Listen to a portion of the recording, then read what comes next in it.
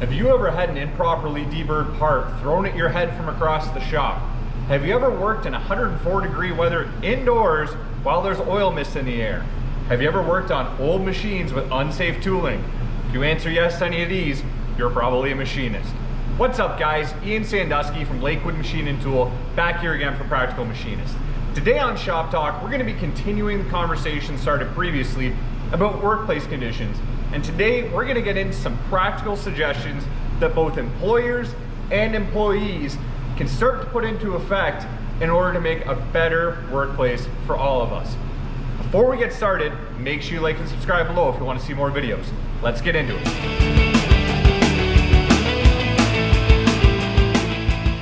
Okay guys, so today we're going to be continuing the conversation that was started on one of the previous videos about, it started with the video about wages in the workplace regarding machining, and then it kind of moved on to some of the working conditions. It was a really interesting conversation. I really have enjoyed, I don't know if you guys know this, I go through and I read all the comments I can and I try to respond. A big part of what's been really inspiring to me about this whole conversation is that it's been a conversation. There's been so much engagement, there's been so many people sharing their stories, talking about some of the things they've been through, about some of the wage issues they're having, about some of the problems they're having in the industry, and some of the things they would like to see change. This has been awesome. I feel like it's a very topical conversation, and I feel like it's one that's actually going somewhere. So if you would indulge me, I would like to continue it today. The one thing I wanted to talk to, or I wanted to mention before we get started, is I did want to pull out a comment that kind of spurred this conversation for me. And it was on the last video, and somebody wrote, here it is, thinking about ways to make the trade better. Are we working to make it better for our bosses, better for our coworkers, better for our employees? Can we make it better for ourselves without making these people our adversary? Everybody is calling for more jam on their slice of toast. Where does cooperation start? Why does it falter?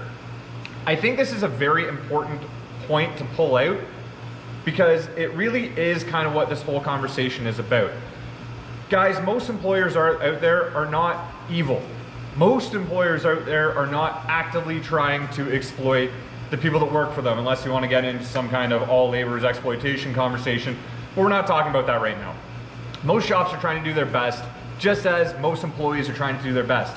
For employers out there, every employee out there isn't lazy. Every employee out there isn't trying to grind your gears and turn the screws on you for more money just because they can. This is something that we all need to work together on because that's the only way it's going to go forward. And guys, before we really get into this, I realize that if you're in a situation where a shop is exploiting you or people are taking advantage of you, a simple conversation with them is probably not going to change anything. You probably need to go find a new job, but fortunately this is the best time to do it. And we'll get into that. But working together to push this forward is really the only way this trade is going to have a future, because if we keep going the way we're going, this is going to get rough. It's going to get rougher. Okay? So to start, guys, I wanted to give some suggestions to employees. And these are, if you're working for somebody else, these are things you can start doing today to make your working conditions better. Point number one, talk about your wages to other employees. I don't know why more people don't do this. I don't know why this is such a weird thing. The fact is, guys, that don't want to say most employers, but it's a bit of an open kind of secret that a lot of employers out there depend on the fact that if you're not in a union, guys on the floor are not going to talk to each other about what wages they're making. When was the last time you walked up to someone and said, hey, what are you making? It's a rude question, right? It's really not. The biggest asset you can have when you're trying to figure out what you should be making in your role is knowing what other guys are making in your role. One thing that companies rely on is paying, Paul $35 an hour, and then they pay Mark $25 an hour, even though they're in the same role. Paul negotiated for his wage, Paul earns that, whatever. The other guy doesn't know that, so does keep paying him what he's making in order to keep their bottom line where it should be, despite the fact they're doing the same work. The reason why this guy over here doesn't realize this guy's making more money is because they don't talk to each other about it. It's seen as rude. Knowing what other guys in your role are making, at your shop and others is important because it gives you leverage in negotiation. I could walk into, if I was an employee, I could walk into a place tomorrow and say, I want to make $100,000 a year. And they'll say, that's nice. But if I walk in and I say, listen, or I guess even in my own shop, if I go to my boss and I say, listen, I want to make X. And they say, well, why? And I say, well, 3 guys on the floor doing the same role I have for the last, X number of years that I also have are making this. I need to make the same as them. Way stronger bargaining position than just throwing a number out there or hoping that, you're going to get a raise just because you're working hard. Sharing that information with other guys on the floor is absolutely critical. Your biggest allies in pushing the trade forward and getting wages higher is guys who are at the same point in their career as you. It's great to have mentors, it's great to have that, but you need to talk to other guys in the same kind of position you are in order to make sure everybody is advancing and getting what they should. It doesn't need to be a collective bargaining situation. Some of you guys are afraid of unions. I've never been in a union. You don't need to make a union at your shop necessarily. You could just talk to guys and say, listen, this is what I'm getting, this is the benefits I'm getting, these are the hours I'm working, and all of a sudden, that's a way stronger position for everybody in the shop to be in, whether you bargain collectively or not, okay? It's not a dirty word, it's not a dirty question to ask people what they're making. Which brings me to my second point, negotiate. This is where I kind of agree with some of the, I don't want to say agree, but one of the things I really do appreciate about the older generation of machinists. Guys, we may, some of us younger guys in the trade may think they're a bit salty. We may think some of their methods are outdated, whatever it may be. The fact is that a lot of these guys negotiated hard for what they have today. When we talk about, one of the big conversations we've had is that wages today are not keeping up. Well, one of the reasons, there's a lot of reasons why guys in the trade back in the day were making more money, when adjusted for inflation and everything compared to today. But one of the things that helped get them to that point at that time was really, really hard negotiation. These guys fought for what they had. I think it's great and I think it's amazing for everybody here online to go out and talk about our stories and share the information. But just kind of hoping that your boss is going to happen to go through YouTube and see what you're writing, and is going to give you a raise because of that. You can't really rely on it, guys. It's great to share the information, keep sharing the information, but if you want, to get more money and get action out of that, you need to negotiate. And here's the thing, guys, again, negotiation to a lot of guys seems like a dirty word for some reason. Negotiation doesn't mean you walk into your boss's office one day and say, you know what, you give me this or I'm out. Hardline negotiation. Some of you guys don't like difficult conversations like that, and that's fine. All negotiation means is you don't take the first thing you're offered all the time. You don't just roll over and accept what you've got, and you also aren't afraid to ask for more. Perfect time to negotiate for your wage is when you first start. Most places will list a wage or will say, oh yeah, we have a salary range of X to Y. That's fine. You walk in, you say, you get the job, we're gonna offer you $22 an hour. First negotiation is say, how about $25 an hour? Why not, right? They can say no. The worst they can do is say no and you go somewhere else. Same thing, if you're getting a raise that year and they're gonna give you 2%, go ahead and ask for 4%. Why not? If they say, you know what, it's not in the budget, okay, and then the negotiation starts. You have the ultimate power in this situation, guys, especially right now. We've talked about it. There are places offering huge bonuses to start. If you're willing to move, in the States or in Canada from where your actual, home base is, you're willing to relocate, there are places paying huge money for machinists right now. You have the power. That power that you have as an employee is walking away. And that seems scary, and it is scary, but that is the real leverage you have in order to make that work. And you don't need to threaten to walk away necessarily. Here's a perfect example of a great negotiation I had with one of my guys. One of my guys, my production supervisor, at the end of last year, raise time came around. I give raises pretty much on a pretty regular basis based on, certain time of year, this is raise season, everybody gets their raise, we move on. So, he sat down and I said, here's your raise, I'm gonna give you an extra $1 an hour for the next year. And he said, great, thank you very much. Walked away and that was that. About a day or so later, he came up to me and said, Ian, you know what? I really want $2 an hour instead of $1 an hour. And I said, okay, why? Because at the same time, guys, your boss isn't gonna say, great, that sounds great. It is a business, you need to justify it. And all he said was, I came to you and I said, I wanna take on more responsibility. I've been doing these extra additional duties. I'm training people. I really feel like that's worth $2 an hour more than $1. And you know what? He was right. So now he makes $2 an hour more than he made last year. You know, a negotiation doesn't need to be a fight. It doesn't need to be some big drawn out protracted thing. It can literally just be actually a counterpoint. That's it, guys. And that's how you get raises. That's how you get what we need. You need to be willing to say something. Sitting there and just waiting for someone to come and save you does not work. Again, if you're being exploited, that's kind of the caveat here. If you feel like you're getting paid nothing for what you're doing, negotiation might not work, but you need to be willing to ask for what you want. The third point is, make suggestions, make them often. Perfect example here, guys. I don't know if some of you guys noticed in my last video, it looked like a horror show back in the EDM wire part of my shop. There was a light flickering, it's kind of dark back there. Fact is, we have really, really old lighting in that section of the shop. It's the old fluorescents with the really kind of crummy ballasts.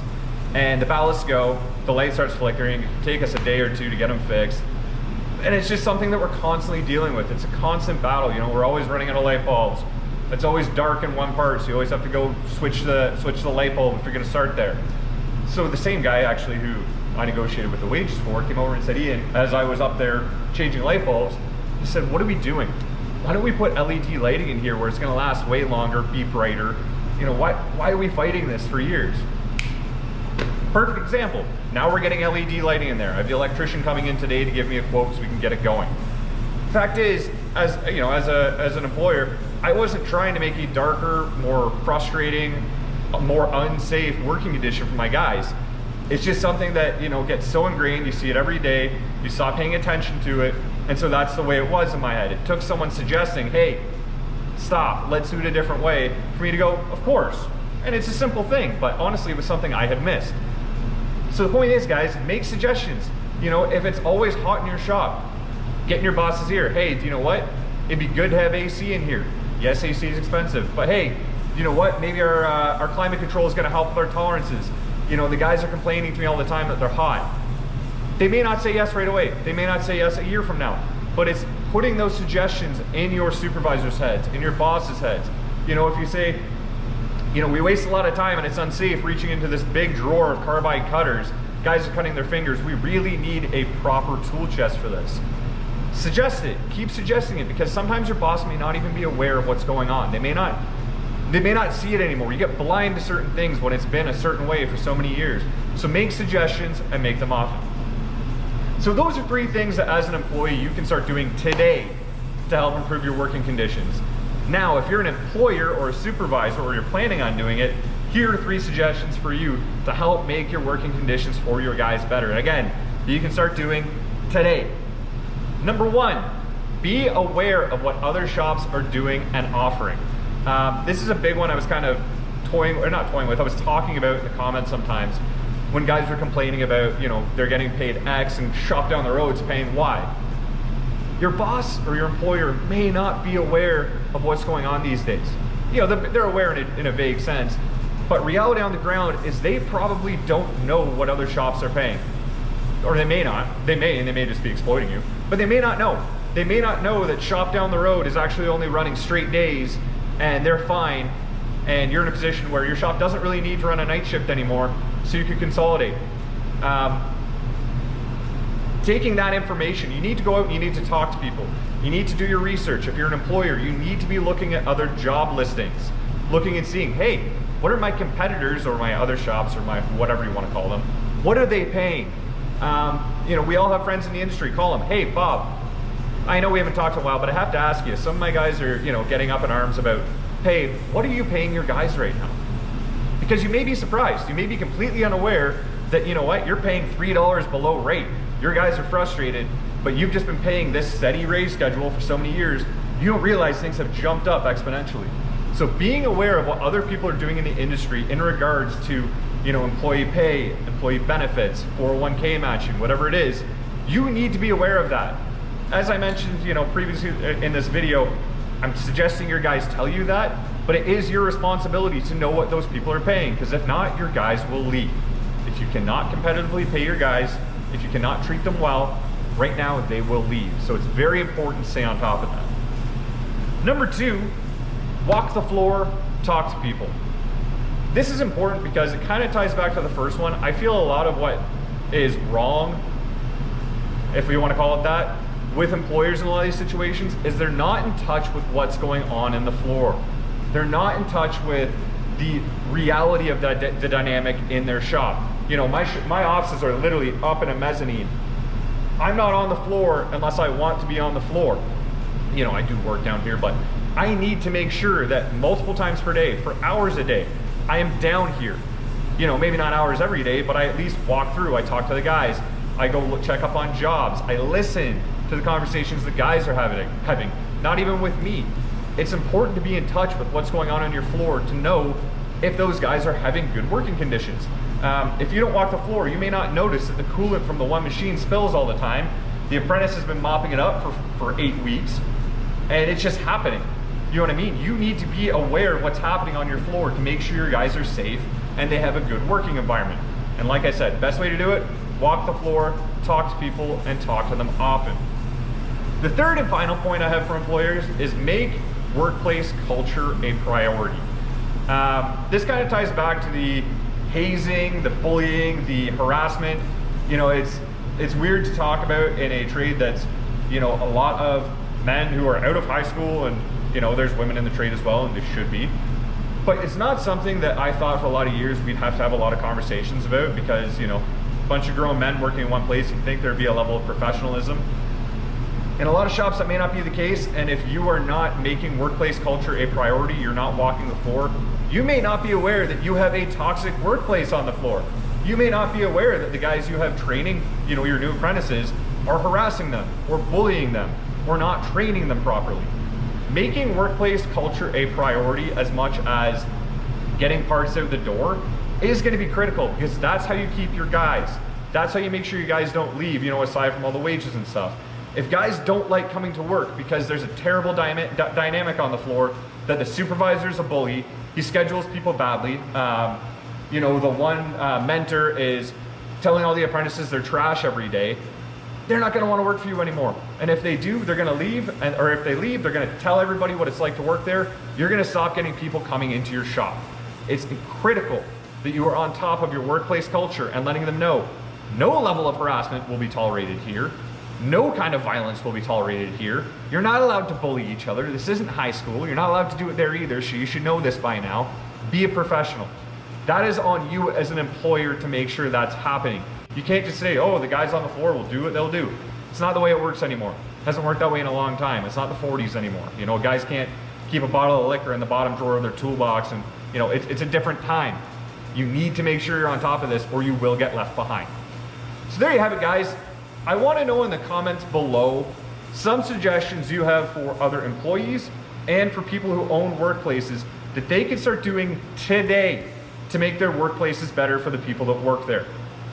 This was a very short overview. You know, that was 3 points and 3 points. I know there's a lot more of them, so please share them below. Let me know some of the things you wish your employer was doing today to make your life better. You know, yes, they could pay you more, but are there more factors in that conversation that you would like to talk about? Please let us know below.